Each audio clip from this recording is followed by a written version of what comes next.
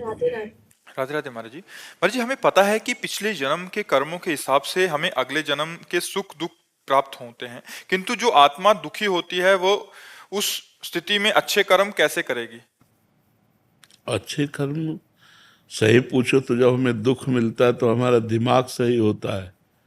जब सुख सुविधाएं मिलती तभी पापाचरण होता है। जो मनमानी आचरण करते हैं, अध्यात्म से नहीं जुड़े हैं, उन लोगों के देखो आचरण कैसे हैं। सब आचरण गलत होते चले जा रहे हैं, उनका खान पान पूरा जीवन खराब हो जाता है।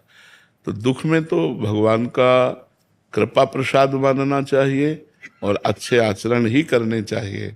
अच्छे आचरण सुख में नहीं होते।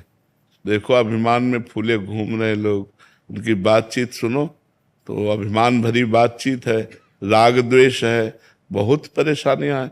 लेकिन गरीब आदमी चार की बात सह लेगा और अपने परिवार की सोचेगा, भैया हम गरीब आदमी हैं, अगर लड़ेंगे तो हमें परेशानी पड़ेगी। तो हमें तो लगता है दुख में भगवान की विशेष कृपा होती है।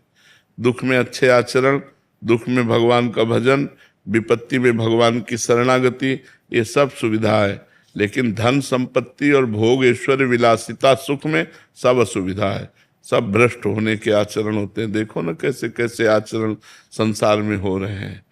हाँ, दूसरे जीवों की हत्या की जा रही है अपनी जबान के स्वाद के लिए, ये अच्छे आचरण हो रहे हैं। ये वीआईपी लोग हैं जो अपने मांस का पोषण करने के लिए दूसरे जीवों का मांस खाते हैं।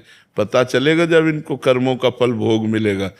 कर्मों का फल भोगना होता है, अवश्य में भोक्तव्यम कृतम कर्म शुभाशुभ। जैसे पशुओं को नहीं पैर बांध दिए राड में डाल करके और नीचे से आग लगा दी, धीरे धीरे वो जल कर भूनते हैं तो उसका स्वाद लेते हैं। ऐसे काल भगवान तुम्हें आग में डालकर भूनेंगे। कर्मों का ही तो परिणाम है, इसलिए हमको डरना चाहिए पाप कर्म से। ये सुख सुविधा में ज्यादा पाप कर्म बन जाते हैं।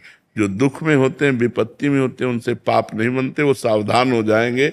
यदि उनको सत्संग मिल जाए तो उनके बहुत अच्छे आचरण बन सकते हैं, वो भगवान का भजन कर सकते हैं।